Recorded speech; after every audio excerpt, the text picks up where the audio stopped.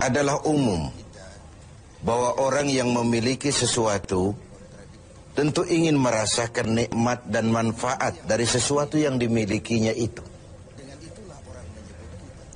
Apa gunanya punya radio bagus kalau telinga tuli? Apa gunanya punya sepatu mahal kalau tidak punya kaki?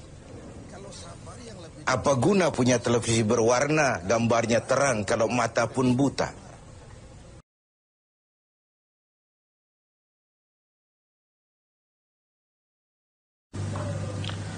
Salah satu prinsip dalam Islam adalah berlaku adil dan berjuang menegakkan keadilan. Kepada siapa kita harus berlaku adil? Pertama, kita harus berlaku adil kepada Allah Subhanahu wa ta'ala. Bagaimana cara berlaku adil kepada Allah? Yaitu pertama, jangan menyekutukannya dengan sesuatu pun. Dalam hidup ini ada orang yang sama sekali tidak percaya kepada Tuhan. Sebaliknya ada juga yang percaya tapi Tuhannya kelewat banyak. Yang adil dalam hal ini adalah percaya kepada Tuhan, dan Tuhan itu jangan disekutukan dengan sesuatu pun. Inilah keadilan kepada Allah Subhanahu wa ta'ala. Jangan menyekutukannya dengan sesuatu, baik berterang-terangan ataupun sembunyi-sembunyi. Karena syirik itu ada dua macamnya. Ada yang disebut syirik jali, syirik terang-terangan. Nyata-nyata menyembah batu, nyata-nyata menyembah api, nyata-nyata menyembah gunung, nyata-nyata berkeyakinan Tuhan lebih dari satu. Itu syirik yang berterang-terangan, syirik jali namanya. Ada yang kedua disebut syirik khafi, syirik yang tersembunyi, syirik yang agak tersamar. Tidak nyata-nyata menyembah berhala, tidak langsung menyembah matahari, tidak langsung menyembah gunung, tapi ada sebuah keyakinan yang mencerminkan itu semua. Saya sejak pakai gesper ini, gesper ini, sejak saya pakai, dagangan saya jadi laris. Ini syirik yang tersembunyi. Saya sejak pakai cincin ini, usaha lancar, cincin ini. Ini sejak ada perkutut ini di rumah, objek lancar betul, perkutut. Ini pun syirik namanya, syirik yang tersembunyi. Jangan menyekutukan Allah dengan sesuatu, baik yang berterus terang maupun yang tersamar. Kemudian yang kedua, adil kepada Allah adalah tidak menyembah kecuali hanya kepadanya. Karena ketika kita berkeyakinan tidak ada Tuhan selain Allah, saya tidak akan menyembah kecuali hanya kepada Allah, dalam ucapan dan juga dalam perbuatan. Kita tahu mudah menjadi hamba Allah dalam ucapan, tapi tidak mudah membuktikannya dalam perbuatan. Saya hamba Allah, kata saya. Apakah Allah mengakui saya sebagai hambanya? Itu yang saya belum tahu. Karena berapa banyak orang mulutnya berkata saya hamba Allah, perbuatannya membuktikan dia hamba dunia, hamba harta, budak nafsu, hamba jabatan. Tidak sesuai antara ucapan dan perbuatannya. Kalau adillah kita kepada Allah, pertama, jangan sekutukan dia dengan sesuatu. Yang kedua, jangan menyembah kecuali hanya kepadanya. Setelah berlaku adil kepada Allah, maka yang kedua, kita harus berlaku adil kepada sesama. Sesama manusia, baik dia muslim maupun dia non-muslim. Karena Islam adalah rahmatan lil alamin. Jangankan lagi dia manusia walaupun berbeda agama, binatang sekalipun, tumbuh-tumbuhan sekalipun mendapat rahmah dan perlindungan dari sebab turunnya Islam ini. Jadi perbedaan agama bukanlah alasan untuk bertolak belakang. Sedemikian tegas sampai Rasul mengajarkan, man adza zimmiyan faqad adzani. Barang siapa yang mengganggu orang kafir zimmi, orang kafir yang mau hidup damai dengan umat Islam, Siapa yang mengganggu mereka sama dengan mengganggu aku. Siapa yang menyakiti mereka sama dengan menyakiti aku. Kita berbeda agama dan kita sepakat untuk itu. Kita juga bukan pemilik kebenaran lalu mengklaim yang lain sebagai salah semua. Sah saja orang berkeyakinan cuma agama yang benar, tapi tidak otomatis dengan seiring itu lalu dia menghina yang lain. Menghina itu sama dengan menghina Rasul. Oleh karenanya, kepada non-muslim kita harus berlaku adil. Kalau mendengar syariat Islam, sementara ini kan kita seperti mendengar suara petir, melihat monster. Yang terbayang itu pancung, gantung, rajam, tanpa kita melihat hukum kausalnya, sebab akibatnya. Padahal watak syariat Islam itu, barangkali itulah yang kita dambakan selama ini. Kenapa? Pertama, syariat Islam itu al-musawat bainan nas fi takalifil ahkam. Semua orang sama dalam berhadapan dengan hukum. Bukankah ini masyarakat yang kita dambakan?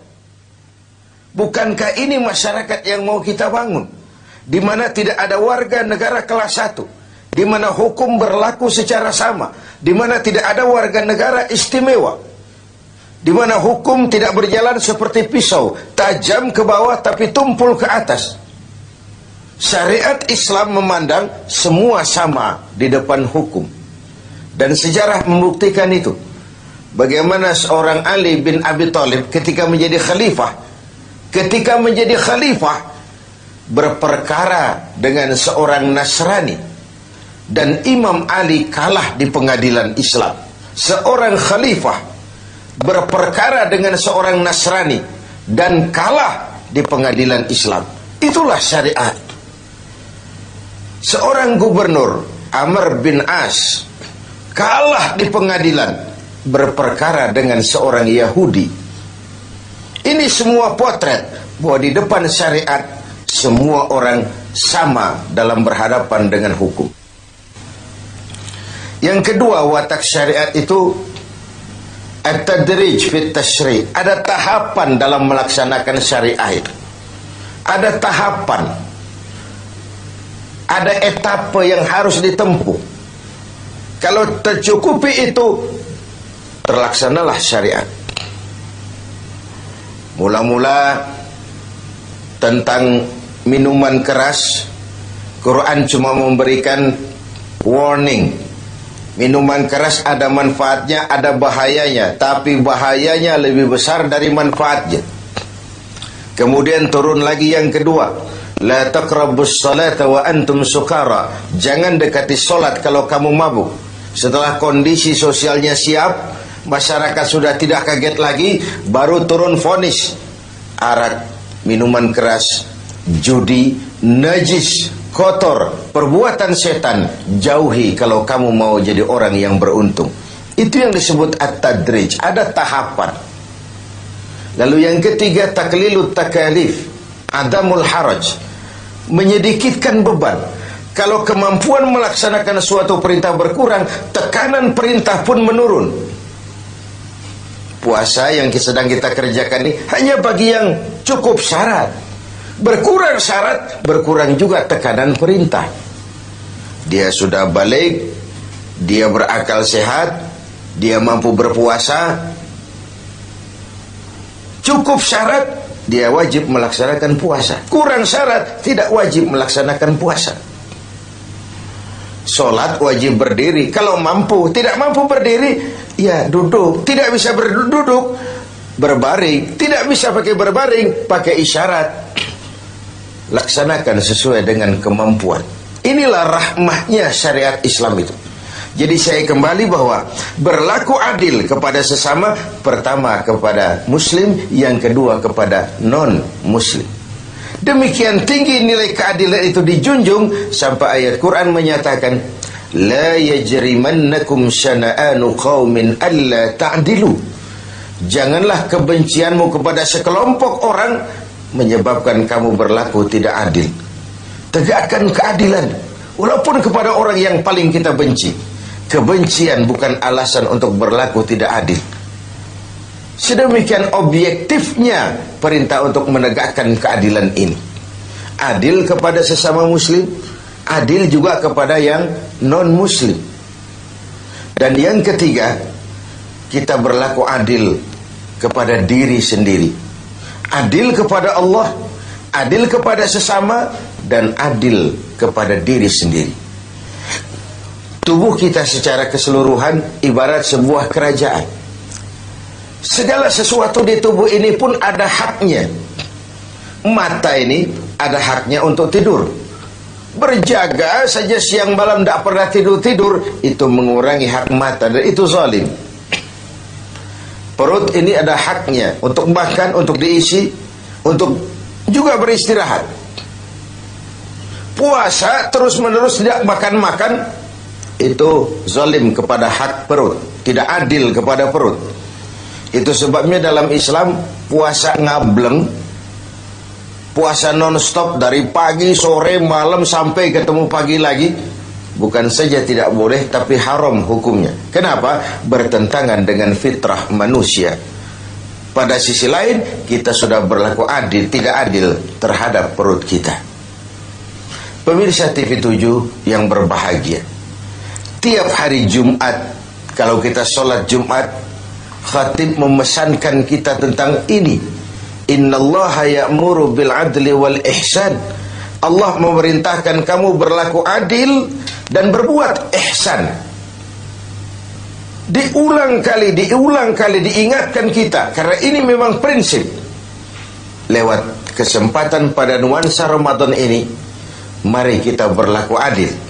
Pertama sekali, adillah kepada Allah.